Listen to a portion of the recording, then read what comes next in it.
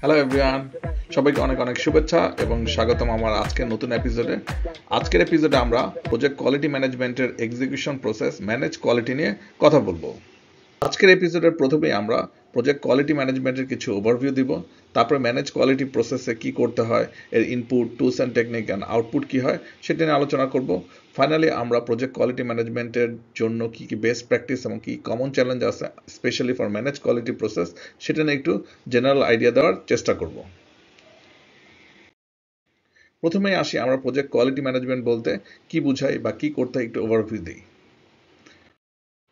আমরা এর আগে জেনেছি সেটা হলো যে আমাদের প্রজেক্টের যে প্রোডাক্ট অথবা যে সার্ভিস অথবা যে সফটওয়্যারটা আমরা কাস্টমারের জন্য ডেভেলপ করছি বা প্রজেক্ট ডেলিভারেবলটা দিচ্ছি, তার যে রিকোয়ার্ড স্পেসিফিকেশন এবং কাস্টমার এক্সপেকটেশন আছে সেটাকে মিট করার জন্য আমরা যেসব অ্যাক্টিভিটিসগুলো করি সেগুলোকে আমরা বলছি quality requirement from our project.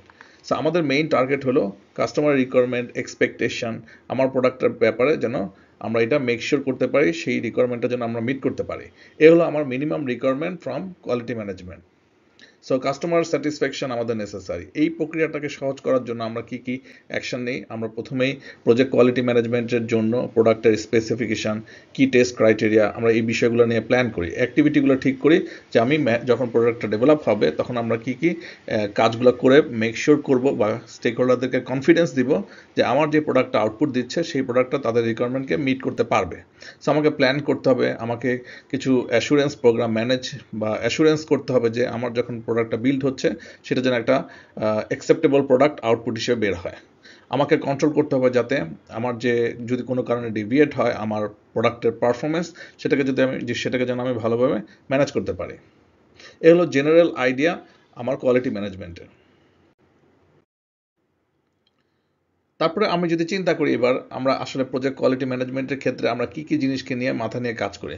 আমি যে কথাটা জাস্ট বললাম, প্রথমে আমাদেরকে জানতে হবে আমরা কি ডেলিভারি করছি, সেই ডেলিভারির রিকোয়ার্ড স্পেসিফিকেশন কি, কাস্টমার এক্সপেকটেশন কি। ওই রিকোয়ার্ড স্পেসিফিকেশন আর কাস্টমার এক্সপেকটেশন এই দুটাকে মিট করে আমি কি ধরনের ম্যাট্রিক্স জেনারেট করতে পারি বা কি কি অ্যাকশন বা কি কি অ্যাক্টিভিটিস আমি করলে আমার মধ্যে এই আইডিয়াটা আসবে বা আমি একটা কনফিডেন্স পাবো যে আমার প্রোডাক্টটা যখন ডেলিভারি হচ্ছে বা ডেভেলপ হচ্ছে তখন একটা গুড প্রোডাক্ট হিসেবে ডেলিভারি দিচ্ছে। এটা হলো একটা। আমি যখন প্ল্যানটা করব, প্ল্যান করার পরে আমাকে ওই প্ল্যান অনুসারে আমার প্রোডাক্ট লাইন অথবা আমার প্রোডাকশনটা যখন হচ্ছে সেটা ডেলিভারি হচ্ছে কিনা সেটা আমাকে দেখতে হবে। সেই অনুসারে আমাকে কন্ট্রোল করা লাগতে পারে যদি কোনো কারণে আমি যে প্ল্যানটা করেছিলাম তার সাথে অ্যাকচুয়াল মেজারমেন্টের কোনো পার্থক্য যদি আসে, সেটাকে আমি কীভাবে মিটিগেট করতে পারি। ঠিক আছে। আরেকটা জিনিস আমরা নর্মালি প্রজেক্ট কোয়ালিটি ম্যানেজমেন্টে করে থাকি সেটা হলো যে অর্গানাইজেশন তার যে প্রসেস আছে, যে ওয়ার্ক স্টাইল আছে, তার মধ্যে কোনো ইমপ্রুভমেন্টের জায়গা আছে কিনা সেটা খুঁজে বের করার চেষ্টা করে। কি কারণে কোন ইস্যুসগুলো ডেভেলপ হচ্ছে, ইস্যুগুলোকে অ্যাভয়েড করার কোন প্রক্রিয়া আছে, এগুলো সম্পর্কে একটু জেনারেল আইডিয়া দেওয়ার চেষ্টা করে কিন্তু এই প্রজেক্ট কোয়ালিটি ম্যানেজমেন্ট থেকেই। কোনো কারণে অর্গানাইজেশনে যদি কোনো ইস্যুস এবং কোনো জায়গা স্পেস থাকে তার ওয়ার্কফ্লোর মধ্যে যেটাকে ইমপ্রুভমেন্ট করার প্রয়োজন আছে, সেটাও কিন্তু আমার কোয়ালিটি ম্যানেজমেন্টের প্রক্রিয়ার মধ্যে থেকে আমরা আউটপুট দেই। এ হলো কি কনসেপ্ট আমার প্রজেক্ট কোয়ালিটি ম্যানেজমেন্টের। নাও বেসিক্যালি আমি যখন কোয়ালিটি নিয়ে কথা বলবো তার মানে কি আমি কিছু অ্যাডিশনাল অ্যাক্টিভিটিস করছি বা অ্যাডিশনাল টেস্ট বা অ্যাডিশনাল প্রসিডিউর ফলো করছি বা প্রসেস গাইডলাইন ফলো করছি, যার মাধ্যমে আমি মেক শিওর করার চেষ্টা করতেছি আমার আউটপুট প্রোডাক্টটা কাস্টমারের যে রিকোয়ারমেন্ট আছে সেটাকে মিট করে। বাট এখন আমার এই যে আমি অ্যাক্টিভিটিসগুলো করছি তার মানে আমাকে রিসোর্স এঙ্গেজ করা লাগছে, আমাকে কস্ট অ্যাডিশনালি এঙ্গেজ করা লাগছে। হতে পারে যে আমার কোনো অ্যাক্টিভিটিসের মধ্যে রিস্ক আছে। সো এই যে কস্ট, রিস্ক এবং আমি যে এই স্কোপটাকে অ্যাডিশনালি অ্যাড করছি তার জন্য হয়তো আমার অ্যাডিশনাল আউটসোর্সিংয়ের খরচ আছে। আমার প্রজেক্টের স্কোপের ব্যাপারে ডিসকাশন আছে, মানে স্কোপ হয়তো চেঞ্জ হচ্ছে। সো আমি যখন কোয়ালিটি ম্যানেজমেন্ট নিয়ে কথা বলবো তখন আমাকে ভাবতে হবে আমার স্কোপে কী ধরনের চেঞ্জ আছে, আমার শিডিউলে কী ধরনের চেঞ্জ আনতে পারে, কারণ প্রজেক্ট কোয়ালিটি অ্যাক্টিভিটিসগুলো পারফর্ম করার জন্য আমার সময়ের প্রয়োজন আছে। আমার কস্ট এবং রিস্কের সাথে কী রিলেশনশিপ আছে, আমি কি প্রকুরমেন্টের কোনো নেসেসিটি আছে কিনা, এই আইডিয়াসগুলো কিন্তু আমাকে অ্যাপ্লাই করে আমার প্রজেক্ট ম্যানেজমেন্ট প্ল্যানটাকে জেনারেট করতে হয় কনসিডারিং প্রজেক্ট কোয়ালিটি রিকোয়ারমেন্ট। মনে রাখতে হবে প্রজেক্ট কোয়ালিটি রিকোয়ারমেন্ট যদি আমি প্রজেক্ট কোয়ালিটি ম্যানেজমেন্ট যদি আমি প্রপারলি করতে না পারি, তাহলে আমার যে ডেলিভারেবলটা আউটপুট দিচ্ছে সেটা কাস্টমার রিকোয়ারমেন্টকে মিট করবে না, আমাকে রিওয়ার্ক করা লাগবে। সো আমার অ্যাডিশনাল কস্ট এনকার হবে যদি আমি প্রজেক্ট কোয়ালিটি ম্যানেজমেন্টকে পারফর্ম করতে না পারি। সো আমাকে এই যে ব্যালেন্স করতে হবে আমার কস্টের সাথে আমার কোয়ালিটির, যতটুকু কাস্টমার চাচ্ছে ততটুকুই আমি বিল্ট ইন করার চেষ্টা করব, মেকশিওর করার চেষ্টা করব যাতে আমার প্রোডাক্টটা সেই ধরনের পারফরমেন্সই দেয়। আমি এর থেকে বেশি পারফরমেন্সের কোনো প্রোডাক্ট ডেলিভারি করার চেষ্টা করব না। ঠিক আছে, এই আইডিয়াগুলো আমাকে যখন প্রজেক্ট কোয়ালিটি ম্যানেজমেন্ট করছি তখন নিতে হবে। নাও আমরা যে আমাদের যে প্রসেস, এক্সিকিউশনের প্রসেস, ম্যানেজ কোয়ালিটি, সেটা নিয়ে আমরা কথা বলি। নাও আমরা যদি এখন একটু চিন্তা করি যে আমরা ম্যানেজ কোয়ালিটি প্রসেসে আছি, সো আমার কাছে কি আছে এখন। আপনি যদি চিন্তা করেন, তার মানে আমি এক্সিকিউশন শুরু করেছি, আমার কাছে প্ল্যান, কোয়ালিটি ম্যানেজমেন্টের যে আউটপুট, কোয়ালিটি ম্যানেজমেন্ট প্ল্যান সেটা আছে। এখন কোয়ালিটি ম্যানেজমেন্টের প্ল্যানের থেকে আমি কি পাচ্ছি? আমি পাচ্ছি হলো এই কোয়ালিটি ম্যানেজমেন্ট প্ল্যান পাচ্ছি, আর আমার কোয়ালিটি ম্যাট্রিক্সটা পাচ্ছি। তার মানে কী কী প্যারামিটারকে আমার রিভিউ করতে হবে, কী কী প্যারামিটার আমাকে দেখতে হবে আমি যখন এই ওয়ার্কিংটা করছি, তখন কী কী প্যারামিটার আমাকে নোট করতে হবে আমার চেকলিস্টে। সো এই দুইটা জিনিস আমি পাবো প্ল্যান কোয়ালিটি ম্যানেজমেন্ট থেকে। আমি অর্গানাইজেশনের আমার যে অর্গানাইজেশন রিপোজিটরি আছে সেখান থেকে আমি টেমপ্লেট পাবো, চেকলিস্টের টেমপ্লেট পেতে পারি। আমার কোনো কারণে হয়তো রুট কজ করা লাগতে পারে, সো রুট কজ অ্যানালাইসিসের কোনো টেকনিক আমি পেতে পারি। আমার প্রসেস ইমপ্রুভমেন্টের জন্য হয়তো কোনো স্পেসিফিক ডকুমেন্টেশন আছে, সেই ডকুমেন্টেশন আমি হয়তো লেসন লার্ন রিপোজিটরি থেকে, আমার অর্গানাইজেশনের লেসন লার্ন রিপোজিটরি থেকে পেতে পারি। সো এগুলো কিন্তু আমার ইনপুট হিসেবে থাকবে। আরেকটা জিনিস হলো যে আমি যেটা বেসিক্যালি বললাম যে লেসন লার্ন রিপোজিটরি আমি পাবো, লেসন লার্ন রেজিস্টারটা আমি পাবো, তার মানে আমার প্রজেক্টে এর আগে এই ধরনের কোনো ঘটনা ঘটেছে কিনা, আমার অর্গানাইজেশনের সিমিলার টাইপ প্রজেক্টের জন্য আমরা কোনো অ্যাকশন নিয়েছিলাম কিনা, এই আন্ডারস্ট্যান্ডিংগুলো কিন্তু আমি লেসন লার্ন রেজিস্টার থেকে পাবো। আমার রিস্ক রিপোর্টটা খুবই ইম্পর্টেন্ট, কারণ কি দেখেন রিস্ক রিপোর্টে কিন্তু থাকবে যে কোন রিস্ককে অ্যাভয়েড করার জন্য কী কী অ্যাকশন নিতে হয়, বা ওই রিস্ককে যদি আমি প্রপারলি হ্যান্ডেল না করি আমার কি কি ধরনের কোয়ালিটি ডিফেক্ট আসতে পারে। সো এগুলো কিন্তু আমার ম্যানেজ কোয়ালিটি প্রসেসের জন্য একটা ইনপুট হিসেবে থাকবে। এখানে আরেকটা জিনিস যেটা হবে সেটা হলো যে কন্ট্রোল কোয়ালিটি থেকে, যেটা আমরা নিয়ে এখনো ডিসকাস করিনি, আমরা হয়তো পরবর্তী এপিসোডে এটা ডিসকাস করব। কন্ট্রোল কোয়ালিটিতে আমরা কিন্তু কিছু মেজারমেন্ট ডাটা পাচ্ছি। বেসিক্যালি এটা হয় যে আপনি যখন অনেক মাস প্রোডাকশন রিলেটেড কাজ করেন, তখন কিন্তু আপনার একটা নির্দিষ্ট সময় হয়তো কোনো প্রোডাক্টের জন্য ম্যানেজ কোয়ালিটি প্রসেসে আছেন, কিন্তু অন্য কোনো প্রোডাক্টের জন্য হয়তো কন্ট্রোল কোয়ালিটি প্রসেসে আছেন। তার মানে ম্যানেজ কোয়ালিটি প্রসেসের পাস করে কিছু প্রোডাক্ট হয়তো কন্ট্রোল কোয়ালিটিতে গিয়েছে, মেজারমেন্ট করতেছে, ভেরিয়েন্স অ্যানালাইসিস করার চেষ্টা করা হচ্ছে। সো কন্ট্রোল কোয়ালিটি প্রসেস কিন্তু আপনাকে রিকমেন্ডেশন দিতে পারে যে আপনার প্রোডাক্ট যে আউটপুটটা হচ্ছে সেই প্রোডাক্টের মধ্যে ডেফিসিয়েন্সি আছে, সেই প্রোডাক্টের মধ্যে বাগ আছে, সেই প্রোডাক্টের মধ্যে ডিফেক্ট আছে, সেই প্রোডাক্টে ইমপ্রুভমেন্টের জায়গা আছে। সো এই যে প্রিভেন্টিভ অ্যাকশন কী কী নিতে হবে, এর কিছু রিকমেন্ডেশন কিন্তু আমি কন্ট্রোল কোয়ালিটি থেকে পেতে পারি, যেটা আমরা কোয়ালিটি কন্ট্রোল মেজারমেন্ট এই ডকুমেন্ট থেকে পাবো। সো কন্ট্রোল কোয়ালিটি, আমরা যখন ম্যানেজ কোয়ালিটি প্রসেসে আছি, তার মানে এই কন্ট্রোল কোয়ালিটি আর ম্যানেজ কোয়ালিটি প্রসেসটা কিন্তু ওভারল্যাপিং টুগেদার প্যারালালি চলতে থাকবে।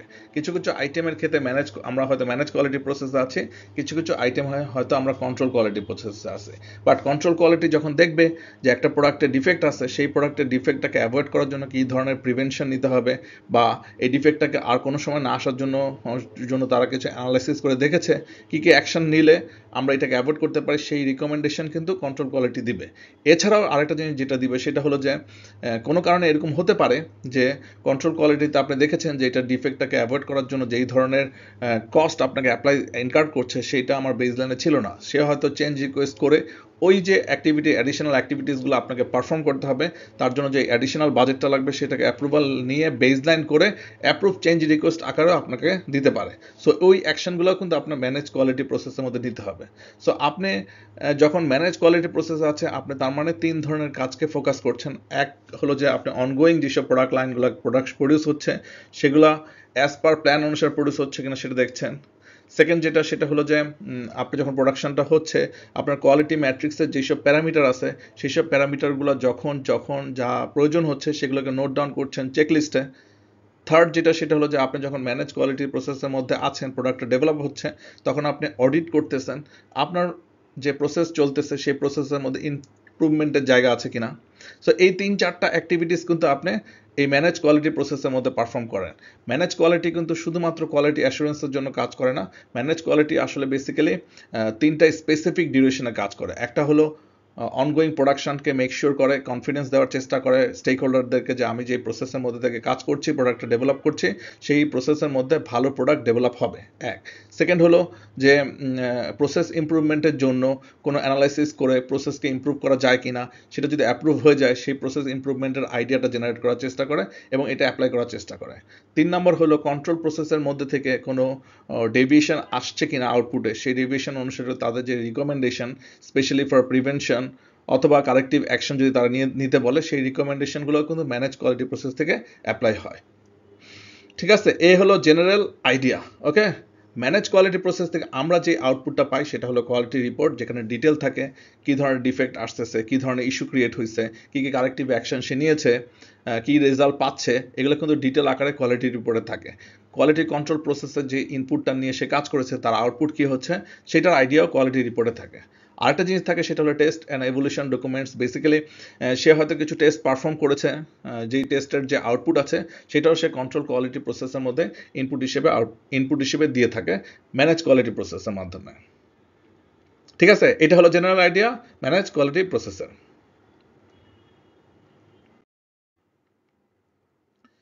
নাও আমরা যদি চিন্তা করি যে আমরা যে আলোচনাটা করেছি সেই আলোচনাটাকে যদি আমরা একটু রিক্যাপ করার চেষ্টা করি, সো আমরা কয়েকটা অ্যাক্টিভিটিস পারফর্ম করতেছি ম্যানেজ কোয়ালিটি প্রসেসের। ফার্স্ট অ্যাক্টিভিটিসটা হলো আমার যে প্রজেক্ট ডেলিভারেবলটা আছে সেটার কোয়ালিটিকে মেক শিওর করার চেষ্টা করতেছি, যাতে এটা যখন আউটপুট হিসেবে কাস্টমার কাছে যাবে কাস্টমারের রিকোয়ারমেন্টকে আমরা মিট করতে পারি।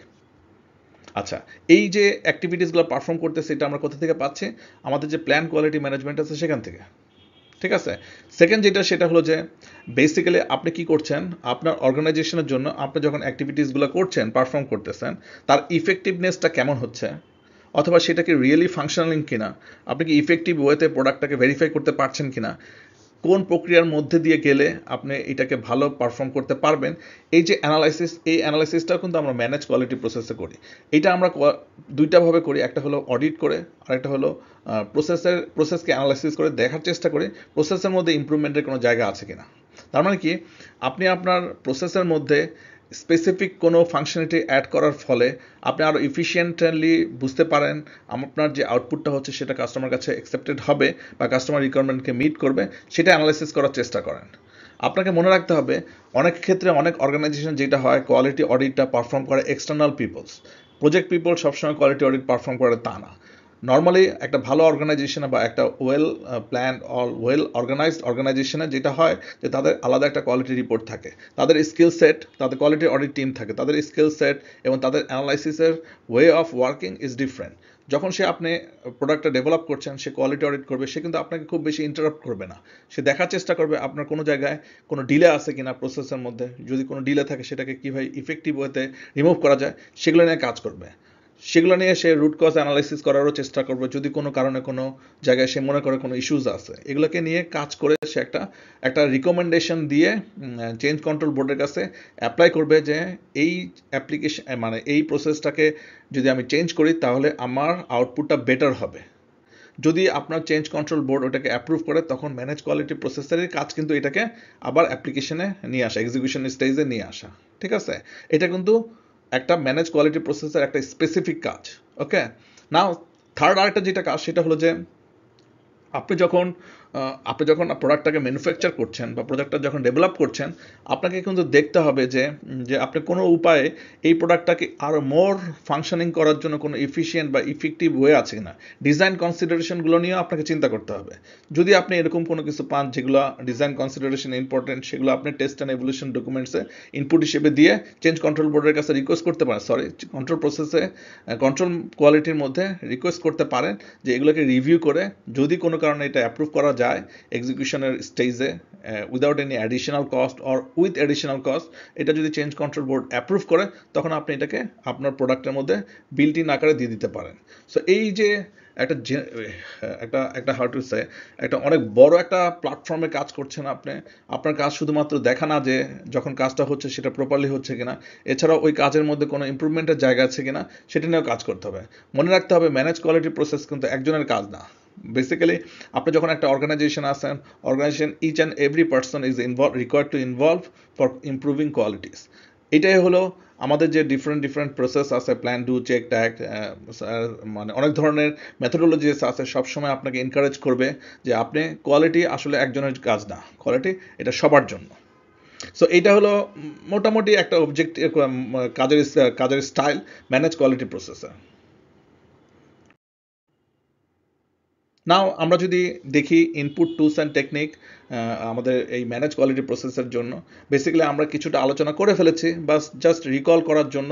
সো আমরা আমাদের কোয়ালিটি ম্যানেজমেন্ট প্ল্যানটাকে ইনপুট হিসেবে পাচ্ছি, কোয়ালিটি ম্যাট্রিক্স পাচ্ছি, রিস্ক রিপোর্ট পাচ্ছি, কন্ট্রোল কোয়ালিটি থেকে আমরা কোয়ালিটি কন্ট্রোল মেজারমেন্ট পাচ্ছি। এই 4-5টা জিনিসকে নিয়ে আমি কাজ করে বেসিক্যালি ফার্স্ট জিনিসটা হলো যে আপনার কাছে ডাটা গ্যাদারিংয়ের একটা টুলস আছে, চেকলিস্ট। সেটাকে কী করবেন, আপনি যখন টেস্টগুলো করছেন সেগুলোকে লিস্ট আউট করবেন, ঠিক আছে? আর আপনার টেস্ট অ্যান্ড এভলিউশন ডকুমেন্টে কোনো টেস্ট যদি পারফর্ম করেন সেগুলোর আউটপুটও আপনি ওখানে রিপোর্ট আকারে ইনপুট দিবেন, ঠিক আছে? এখন কোনো কারণে যদি আপনি এই প্রসেসের মধ্যে, যেহেতু আমি ইমপ্রুভমেন্টের জায়গা খুঁজবো, এই প্রসেসের মধ্যে আমি ইস্যুস কীভাবে সলভ করা যায় সেটা নিয়ে আলোচনা করব।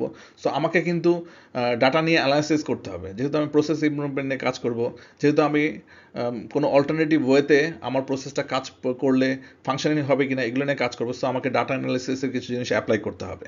আমাকে ডিসিশন নিতে হবে আমি কোন অল্টারনেটিভকে, কোন সলিউশনকে আমি ফাইনালি এক্সিকিউট করব। যেহেতু আমি অনেক ডাটা নিয়ে কাজ করছি, আমাকে ডাটা রিপ্রেজেন্টেশনের ডিফারেন্ট টেকনিক নিয়ে কাজ করতে হবে, যাতে আমি খুব সহজে আইডেন্টিফাই করতে পারি কোন জায়গায় ডিফেক্ট রেট বেশি, কোন জায়গায় আমার প্রবলেমগুলো ক্লাস্টার করতেছে বেশি। So different type of data representation technique যেগুলো কোয়ালিটি রিলেটেড ফাংশনালিটির জন্য লাগে সেগুলোকে আপনাকে ইউজ করতে হবে। আপনাকে কোয়ালিটি অডিট করতে হবে। সো এগুলো ইনপুট। আমি যেহেতু বলেছি এখানে একটা নতুন টার্ম আছে ডিজাইন ফর এক্স, আমি এটা নিয়ে একটু পরে আবার কথা বলবো। বাট জেনারেলি অর্গানাইজেশন চেষ্টা করে একটা স্পেসিফিক রিকোয়ারমেন্টকে ফুলফিল করার জন্য।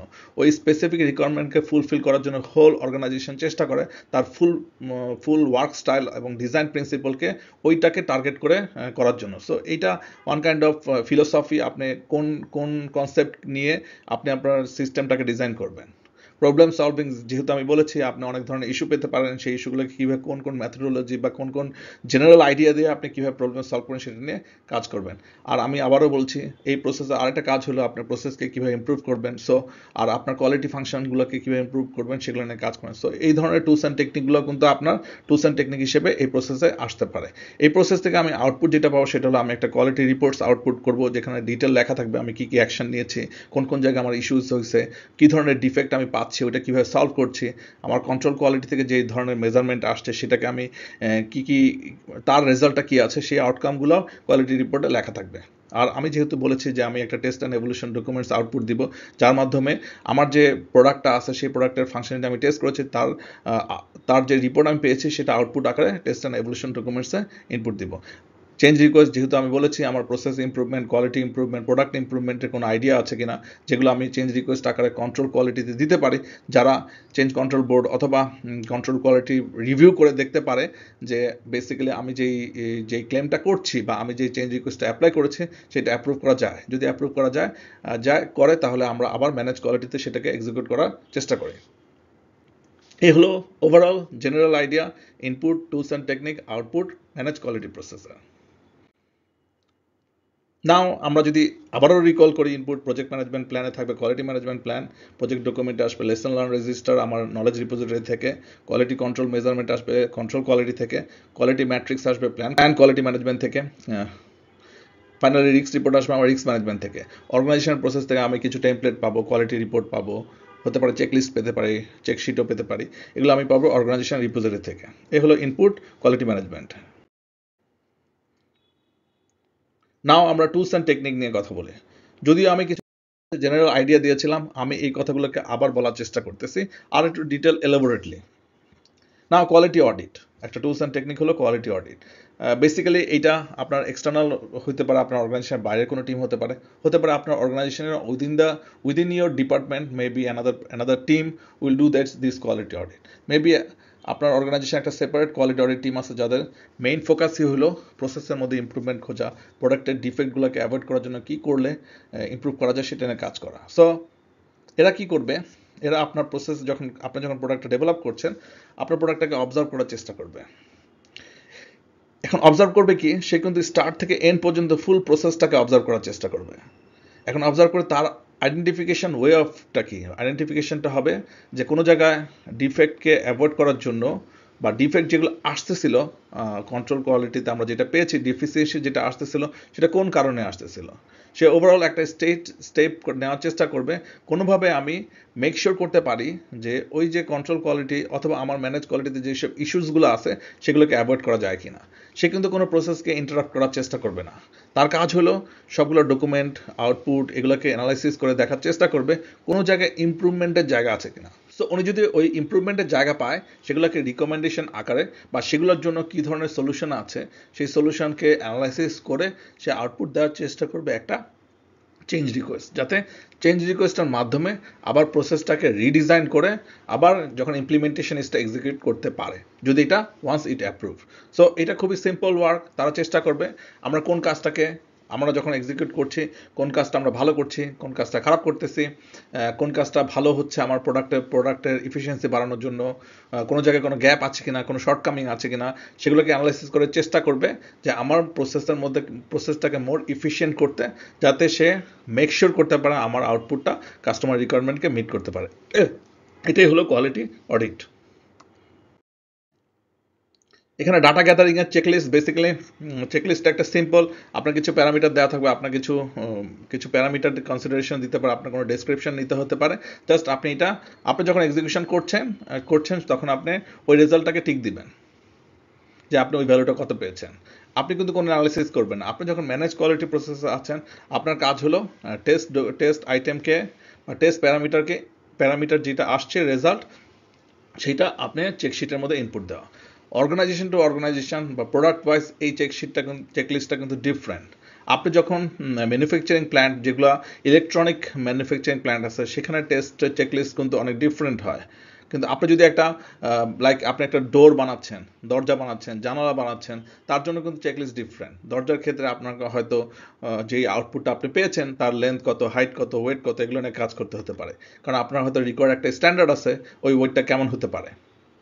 আপনি যখন গার্মেন্টস ইন্ডাস্ট্রিতে যাবেন তখনও কিন্তু এর ডিফারেন্ট। আপনি শার্ট বানাচ্ছেন, শার্টের যে বোতাম আছে, শার্টের যে পকেট আছে, তার সাইজ কেমন হবে, সেগুলোর ডাটা আপনাকে হয়তো ইনপুট আকারে দিতে হবে চেকলিস্টে। সো এটা ইন্ডাস্ট্রি ডিফারেন্ট হবে, বাট এক্সিকিউশন স্টেজে আপনি যখন ম্যানেজ কোয়ালিটি প্রসেসে আছেন, আপনার মেইন ফোকাস থাকবে আপনাকে যে চেকলিস্টটা দেওয়া হয়েছে, সেই চেকলিস্ট অনুসারে আপনি আপনার রেজাল্টটা যেটা পাচ্ছেন সেটা ইনপুট হিসেবে দিবেন। এলো ডাটা গ্যাদারিং। নাও ডাটা অ্যানালিসিস, বেসিক্যালি এখানে অনেক ধরনের অ্যানালিসিসের কথা বলা আছে। ফার্স্ট সেটা হলো যে এগুলো আসলে কাজে লাগে আপনি যখন কোনো ইস্যু ফেস করছেন, আপনি যখন কোনো জায়গা পাচ্ছেন যেখানে ইমপ্রুভমেন্টের জায়গা আছে, আপনার প্রোডাক্ট লাইন থেকে প্রচুর ডিফেক্ট বেরোচ্ছে,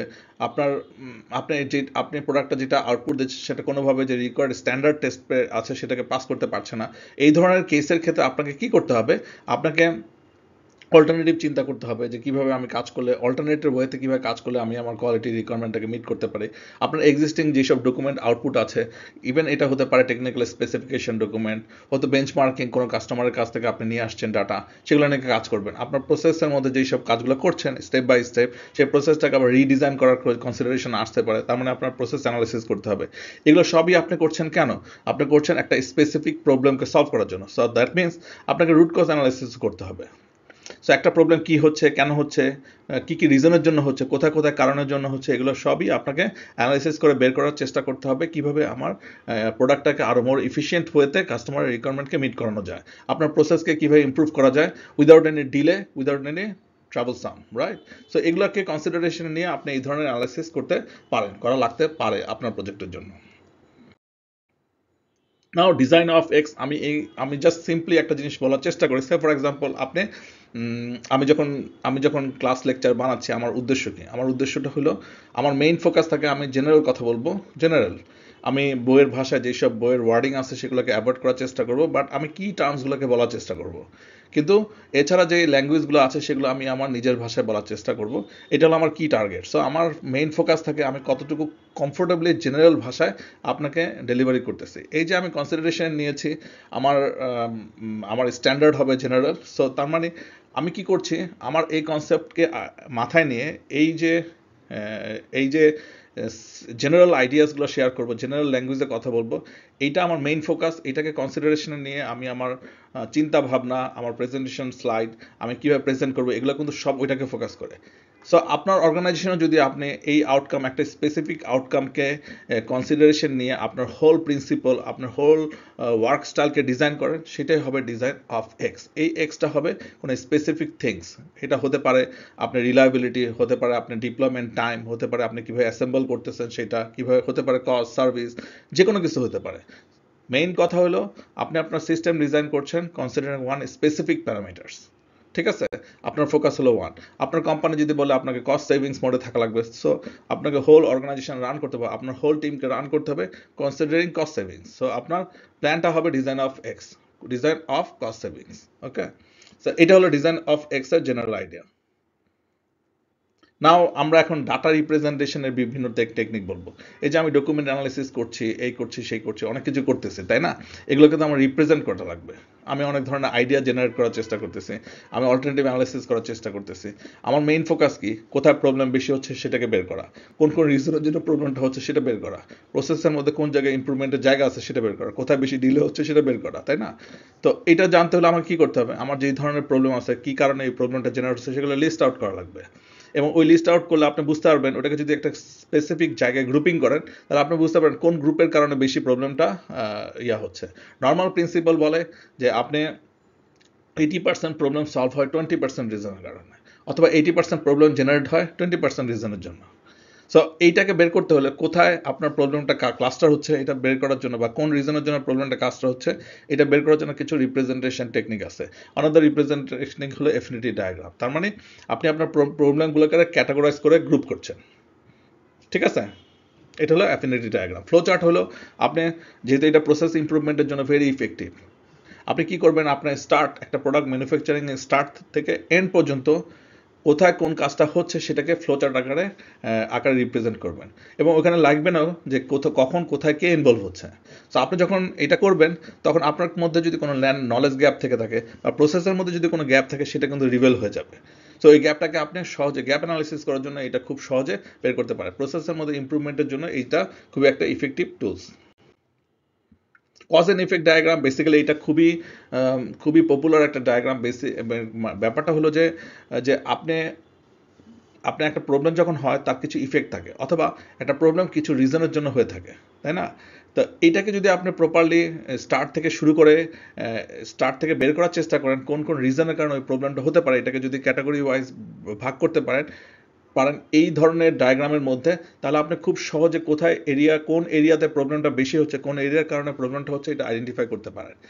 এই ধরনের ডায়াগ্রামকে অনেকে fishbone diagram, Ishikawa diagram, Y diagram বলে। সো আপনি কি করছেন, আপনি আপনার কজকে, প্রবলেম স্টেটমেন্টকে অনেকগুলো কজের কারণেই তো একটা প্রবলেম হচ্ছে, সেই কজগুলোকে লিস্ট আউট করার চেষ্টা করছেন, সেই কজগুলোকে একটা স্পেসিফিক বাউন্ডারির মধ্যে নিতে যাচ্ছেন।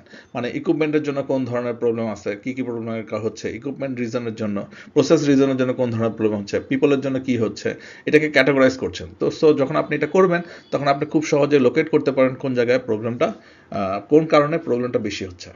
ঠিক আছে, এটা হলো একটা খুবই popular cause and effect diagram. এটাকে Ishikawa diagram, fishbone diagram, Y diagram বলে। ঠিক আছে, আরও দুইটা ডাটা রিপ্রেজেন্টেশন ডায়াগ্রাম আছে, একটা হলো হিস্টোগ্রাম আর একটা হলো প্যারেটো ডায়াগ্রাম। বেসিক্যালি আপনি যখন অনেক পপুলেশন নিয়ে কাজ করবেন, ধরেন আপনি বোতাম ইন্ডাস্ট্রিতে কাজ করছেন, এখন অনেকগুলো বোতাম জেনারেট হয়েছে, অনেকগুলো বোতাম, আপনি 20 মিলিয়ন বোতাম নিয়েছেন, এবং 20 মিলিয়ন একটা বক্সের মধ্যে 200টা বোতাম আছে। এখন আপনি কি করবেন, আপনি পিক করবেন অনেকগুলো বোতাম বক্স, তাই না? বক্সগুলো পিক করে আপনি দেখার চেষ্টা করবেন যে ওই বোতামের যে সাইজ, আপনার হয়তো একটা স্পেসিফিক সাইজ থাকার কথা ছিল, আপনি ওই বোতামের সাইজটা কেমন পেয়েছেন সেটাকে রিপ্রেজেন্ট করবেন আপনি হিস্টোগ্রামে, যে কোন সাইজের বোতাম কতটা পেয়েছে। এটাই কিন্তু বেসিক্যালি হিস্টোগ্রামে দেখায়।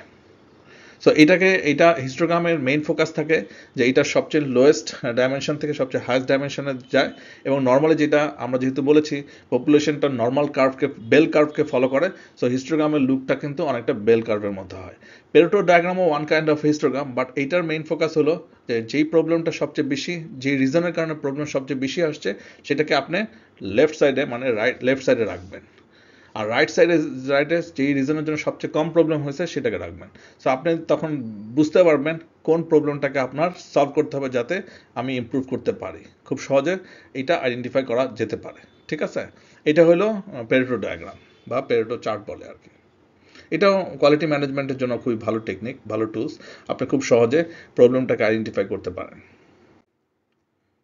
ডাটা রিপ্রেজেন্টেশন আরও অনেক ধরনের টেকনিক আছে। Scatter diagram, basically scatter diagram আপনাকে দিবে যে দুইটা মাল্টিপল ভেরিয়েবলের মধ্যে কী ধরনের রিলেশন আছে সেটা সম্পর্কে স্ক্যাটার ডায়াগ্রাম আপনাকে আইডিয়া দিবে।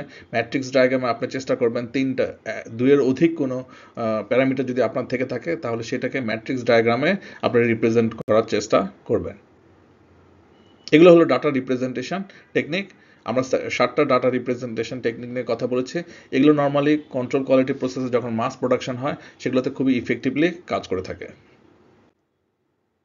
নাও লাস্ট দুইটা জিনিস, সেটা হলো যে একটা হলো প্রবলেম সলভিং। আমরা আসলে যখন কোয়ালিটি ম্যানেজমেন্ট করছি, আমাকে যখন প্রবলেম হচ্ছে আমাকে সলভ করতে হয় প্রবলেম, আমরা কোন স্টেপগুলো নিয়ে খুব সহজে প্রবলেম সলভ করতে পারি সেই সম্পর্কে আমি একটু জেনারেল আইডিয়া দিয়ে দিই। ফার্স্ট সেটা হলো যে আপনি যখন একটা প্রবলেম হবে সেটাকে ডিফাইন করার চেষ্টা করবেন, এই প্রবলেমটা কি আসলে। যখন প্রবলেমটা করছেন তারপরের কাজ হলো আপনি এটার রুট কজকে বের করতে পারবেন। রুট কজকে বের করতে হবে যে এই প্রবলেমটা কেন হচ্ছে, কী কারণে হচ্ছে, কোন জায়গাটার জন্য হচ্ছে। হতে পারে অনেকগুলো রিজনের কারণে রুট কজটা হচ্ছে। এখন যখন আপনি রুট কজ পেয়ে যাবেন তখন আপনার কিন্তু অনেক ধরনের আইডিয়া আছে কীভাবে আপনি ওই সব প্রবলেমটাকে সলভ করবেন। ঠিক আছে, এখন আপনি প্রবলেমটাকে সলভ করার জন্য কিছু অল্টারনেটিভ সহ কিছু সলিউশন বের করবেন। হয়তো হতে পারে 2-3টা সলিউশন দিয়ে আপনার প্রবলেমটা সলভ করার চেষ্টা করবেন। তারপরে যেহেতু আপনার 2-3টা সলিউশন আপনি বের করেছেন, আপনি কোনটাকে অ্যাপ্লাই করবেন এটার জন্য আপনাকে ডিসিশন নিতে হবে, আপনাকে চুজ করতে হবে কোনটা বেস্ট সলিউশন আপনার জন্য। এটা হতে পারে আপনি এক্সপার্ট জাজমেন্ট অথবা অর্গানাইজেশনে যারা হায়ার বডিজ আছে তাদের কাছে অ্যাপ্রুভাল নিয়ে আপনি করতে পারেন। যখন তারা আপনাকে একটা অপশন দিয়ে দেবে যে এটা আপনি ইমপ্লিমেন্ট করেন, তখন আপনি সেটাকে ইমপ্লিমেন্ট করবেন আপনার সলিউশন হিসেবে। ইমপ্লিমেন্ট করার পরে আমরা যেই কাজটা করি সেটা হলো যে আমরা ভুলে যাই যে ইমপ্লিমেন্ট করে ফেলেছি, ওকে ফাইন। এই প্রবলেমটা যে আবার রিকার করতেছে না এটাও কিন্তু আপনাকে মেক শিওর করতে হবে। সো আপনার ইমপ্লিমেন্টেশনের পর আপনাকে অবজার্ভ করে রাখতে হবে সার্টেন টাইম পর্যন্ত, দেখতে হবে যে এই প্রবলেমটা আবার রিকার করছে কিনা। সো আপনাকে আপনার সলিউশনটার ইফেক্টিভনেসটা নিয়েও কাজ করতে হবে। এটা হলো জেনারেল 6টা স্টেপ। যে কোনো সময় যে কোনো প্রবলেমের ক্ষেত্রে যে কোনো ইস্যুস ক্ষেত্রে আপনি এই 6টা স্টেপ ইউজ করতে পারেন। আপনি যখন এই স্টেপগুলো ইউজ করবেন, এই যে ডাটা রিপ্রেজেন্টেশনের ডিফারেন্ট টেকনিক সেগুলোকে অ্যাপ্লাই করার চেষ্টা করেন। লাইক আপনি যখন রুট কজ অ্যানালাইসিস করতেছেন, তার মানে কি আপনার প্রবলেমের জন্য কি প্রবলেমটা কোন কজের কারণে প্রবলেমটা হচ্ছে সেটা বের করার চেষ্টা করছেন। সো আপনি রুট কজ অ্যান্ড ইফেক্ট ডায়াগ্রামটাকে ইউজ করতে পারেন। আপনি যখন পসিবল সলিউশন নিয়ে কাজ করতেছেন আপনি ডিসিশন মেকিংয়ের ক্ষেত্রে ভোটিংটাকে ইউজ করতে পারেন। ঠিক আছে, হতে পারে মাল্টি ক্রাইটেরিয়া ডিসিশন নিতে পারেন, যে আপনি অনেকগুলো ক্রাইটেরিয়া ঠিক করে যেই ক্রাইটেরিয়ার ওয়েট দিয়ে তারপরে যে সবচেয়ে বেশি স্কোর পাচ্ছে যে অপশন, সেই অপশনকে সলিউশন দিতে পারেন। এই ধরনের টেকনিক কিন্তু আপনি খুব সহজেই এই যখন প্রবলেম সলভ করছেন তখন প্রবলেম সলভিং প্রসিডিউরের মধ্যে আপনি ইউজ করতে পারেন। আর হলো কোয়ালিটি ইমপ্রুভমেন্ট মেথড। বেসিক্যালি আমি আবারও বলছি, আপনার মেজর কাজ ম্যানেজ কোয়ালিটিতে আপনি যে প্রোডাক্টটা ডেলিভারি করছেন সেটা কাস্টমার রিকোয়ারমেন্টকে যেন মিট করে। সেকেন্ড কাজ হলো আপনি যে প্রসেসে প্রোডাক্টটা ডেলিভারি করছেন সেই প্রসেসের মধ্যে ইমপ্রুভমেন্টের জায়গা আছে কিনা সেটা বের করার জন্য। ঠিক আছে, এইটা হলো কোয়ালিটি ইমপ্রুভমেন্টের ম্যাথোডোলজির মধ্যে থাকে। আমরা অনেক ধরনের ম্যাথোডোলজির কথা জানি, PDCA, plan, do, check, act, 6 sigma reason. Basically 6 sigma reason খুবই নর্মাল কার্ভের একটা স্পেসিফিক টার্ম, এটা খুব পপুলার, সবাই আমরা এটা ইউজ করি। ঠিক আছে, এটা হলো কোয়ালিটি ইমপ্রুভমেন্ট মেথডের কিছু আইডিয়া। নাও আমরা আউটপুট ম্যানেজ কোয়ালিটি প্রসেস নিয়ে কাজ করব। প্রথম আউটপুট হলো কোয়ালিটি রিপোর্ট। তার মানে আমরা যে আউটকামগুলো পেয়েছি সেই আউটকামগুলোর স্পেসিফিক ডিটেল থাকবে কোয়ালিটি রিপোর্টে। এই কোয়ালিটি রিপোর্টের মধ্যে আমাদের কোয়ালিটি অডিটের রিকমেন্ডেশন, কী রিকমেন্ডেশন তারা করেছে চেঞ্জ রিকোয়েস্টের মধ্যে, ওই রিকমেন্ডেশনগুলো যদি আমরা অ্যাপ্লাই করি কী ধরনের রেজাল্ট পাবো, কোয়ালিটি কন্ট্রোল মেজারমেন্ট থেকে কন্ট্রোল কোয়ালিটি প্রসেসের কোয়ালিটি কন্ট্রোল মেজারমেন্টের যে রিকমেন্ডেশন ছিল সেগুলো অ্যাপ্লাই করে আমরা কী ধরনের আউটপুট পেয়েছি, এগুলো সবই কোয়ালিটি রিপোর্টে থাকবে। টেস্ট অ্যান্ড এভলিউশন ডকুমেন্টে আমরা যে প্রোডাক্টের যে পারফরমেন্স রেজাল্ট পেয়েছি সেটা ইনক্লুড করা থাকবে। হতে পারে আমরা প্রসেসের জন্য ইমপ্রুভমেন্ট দিয়েছি, হতে পারে আমরা যখন প্রোডাক্টটা ডেভেলপ করছি কিছু জায়গায় আমরা প্রিভেন্টিভ অ্যাকশন নিতে হবে, কিছু জায়গায় প্রসেসের মধ্যে চেঞ্জ করতে হবে যার জন্য অ্যাডিশনাল কস্ট লাগবে, সেই অ্যাডিশনাল কস্টকে মাথায় রেখে আমরা চেঞ্জ রিকোয়েস্ট অ্যাপ্লাই করেছি চেঞ্জ কন্ট্রোল বোর্ডের কাছে, এটাও কিন্তু আমার ইনপুট হিসেবে থাকবে। এই হলো 3টা মেজর আউটপুট ম্যানেজ কোয়ালিটি প্রসেসের। এছাড়াও প্রজেক্ট ম্যানেজমেন্ট প্ল্যানটা আপডেট হবে, যেহেতু আমি কোয়ালিটি ম্যানেজমেন্ট প্ল্যানের কাজ করেছি ওইটা আপডেট হবে, আমার স্কোপ বেসলাইন আপডেট হবে কারণ আমি ম্যানেজ কোয়ালিটি প্রসেসের মধ্যে অ্যাডিশনাল স্কোপ ঢুকাতে পারি চেঞ্জ রিকোয়েস্টের মাধ্যমে, সেটার কারণে আপডেট হবে। আমার কস্ট বেসলাইন শিডিউল বেসলাইনও আপডেট হতে পারে। প্রজেক্ট ডকুমেন্টের মধ্যে যেহেতু প্রবলেমকে আমি আইডেন্টিফাই করেছি ওই প্রবলেমকে সলভ করার চেষ্টা করছি, আমার ইস্যু লগের যে ডকুমেন্ট আছে সেটা আপডেট হবে, যেহেতু আমরা অনেক ধরনের লার্নিং পেয়েছি, সো আমার অর্গানাইজেশন যে লেসন লার্ন রেজিস্টার আছে সেটা আপডেট হবে, রিস্ক রেজিস্টারটাও আমার আপডেট হবে। এ হলো আউটপুট আমার ম্যানেজ কোয়ালিটি প্রসেসর। নাও আমরা এই ম্যানেজ কোয়ালিটি প্রসেসের কিছু বেস্ট প্র্যাকটিস এবং কমন চ্যালেঞ্জ নিয়ে কথা বলবো। যদিও এটা আমি ট্রাই করব ফোকাস করার জন্য ম্যানেজ কোয়ালিটি প্রসেসের জন্য, বাট এটা ওভারঅল প্রজেক্ট কোয়ালিটি ম্যানেজমেন্টের জন্য অ্যাপ্লিকেবল হবে। ফার্স্ট সেটা হলো যে আসলে যেটা হয় যে আমরা যখন যেহেতু ম্যানেজ কোয়ালিটি প্রসেসটা করছি, এই যে স্টেক হোল্ডার যখন অডিট টিম আসে তারা যেহেতু একটা এক্সটার্নাল পার্টিস, অনেক সময় যা হয় যে এই দুইটা গ্রুপের মধ্যে কনফ্লিক্ট হয়। কোয়ালিটি অডিট টিম হয়তো চেষ্টা করে ফোর্স করার চেষ্টা করে কিছু স্পেসিফিক ইমপ্রুভমেন্টের জন্য, যেহেতু তার কাজ হলো ইমপ্রুভমেন্ট আইডিয়া দেওয়া, সো কোনো কারণে যদি সে ইমপ্রুভমেন্টের জায়গা না পায় তখন কি করে সে সে ফেক ইমপ্রুভমেন্ট দেওয়ার চেষ্টা করে। আমি কিন্তু খুবই প্র্যাকটিক্যাল কথা বলছি, এরকম আমি দেখেছি যে quality audit team different ideas দিচ্ছে যেগুলো আসলে ইমপ্লিমেন্ট করলে আপনার প্রজেক্টের কস্ট অনেক বেড়ে যাবে, আপনাকে অ্যাডিশনাল কস্ট করতে হবে, কোনো ইস্যুসকে এক্সট্রা দেখিয়ে অনেক সময় অনেক কোয়ালিটি অডিট টিম অনেক ধরনের অ্যাডিশনাল অ্যাক্টিভিটিস আপনার প্রসেসের মধ্যে ঢুকা দিতে পারে। সো এগুলো কিন্তু অনেক ক্ষেত্রে হয় আপনার মধ্যে কনফ্লিক্ট জেনারেট হয়, বাট জেনারেলি আমরা যখন কাজ করি আমাদেরকে মাথায় রাখতে হবে কোয়ালিটি অডিট টিমের ফাংশনালিটি হলো তার ইমপ্রুভমেন্টের জায়গা খোঁজা, তাকে হেল্প করা উচিত। কোনোভাবে যদি আপনি কোনো স্পেসিফিক জায়গা পান যেখানে ইমপ্রুভমেন্টের জায়গা আছে সেটাকে আপনার ফুল সাপোর্ট দিয়ে কাজ করা উচিত, ঠিক আছে? বাট এটা মনে রাখতে হবে কোয়ালিটি অডিট এবং আমরা যারাই থাকি না কেন কাস্টমার, আপনার মেইন ফোকাস হবে আমার প্রোডাক্ট যেটা আউটপুট দিচ্ছে বা আমার প্রোডাক্ট যেটা আমি ডেলিভারি করছি সেটা কাস্টমারের রিকোয়ারমেন্টকে মিট করে। সো স্টেক হোল্ডারের মধ্যে অ্যালাইনমেন্ট থাকা লাগবে, কার কাজ কোনটা, কোন রোলটা কোন পজিশন কোন রোলটা প্লে করবে সেটা স্পেসিফিক ডিটারমাইন করা থাকলে আপনার এই ধরনের কনফ্লিক্টকে আপনি অ্যাভয়েড করতে পারেন। আরও কিছু চ্যালেঞ্জ আমরা ফেস করি যখন আমরা প্ল্যানিং করি, তখন প্ল্যানিংয়ের ক্ষেত্রে আমরা দেখবেন যে আমরা মেইন ফোকাস থাকে প্রজেক্টের আউটকামটাকে দেওয়ার।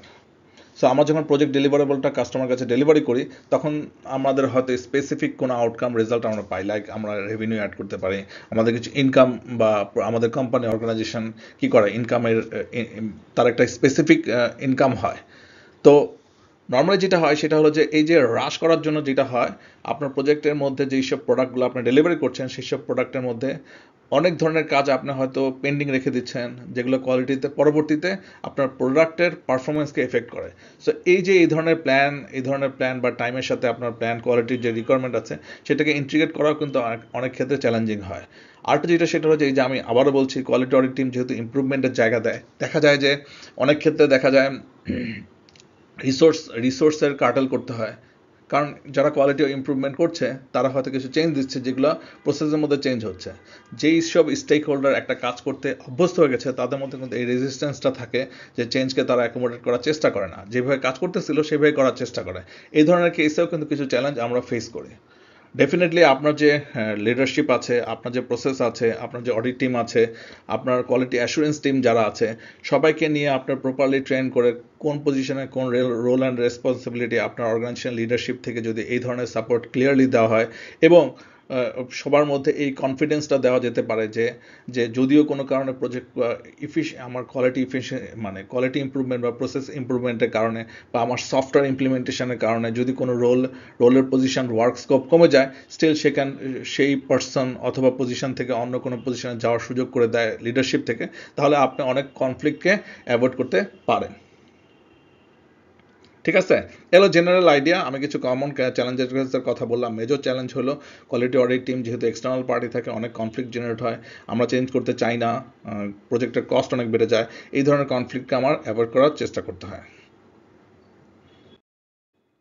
লাস্টলি আপনাকে মনে রাখতে হবে যে আপনি যাই করেন না কেন আপনার আপনার ফার্স্ট হলো আপনার প্রজেক্টটা যেন সাকসেসফুল হয়। প্রজেক্ট সাকসেসফুল তখনই হবে আপনি যে প্রোডাক্টটা আউটপুট দিচ্ছেন সেটা যেন কোয়ালিফাইড হয় আপনার কাস্টমারের কাছে। সো আপনাকে সবসময় এই ফোকাসটা রাখতে হবে। পাশাপাশি আপনার অর্গানাইজেশন যে আপনি যখন কাজ করছেন, আপনার অর্গানাইজেশন ওভারঅল যেসব জায়গাগুলো আছে চেঞ্জ করার মতো, সেগুলোকে চেঞ্জ করার মতো স্পেসও আপনাকে রাখতে হবে, সেটাও আপনাকে মাথায় রাখতে হবে। সো আপনাকে অলওয়েজ ফোকাস করতে হবে কীভাবে আপনি ইমপ্রুভমেন্ট করতে পারেন আপনার নিজের জন্য অথবা আপনার অর্গানাইজেশনের জন্য। এটা একটা কন্টিনিউয়াস প্রসেস।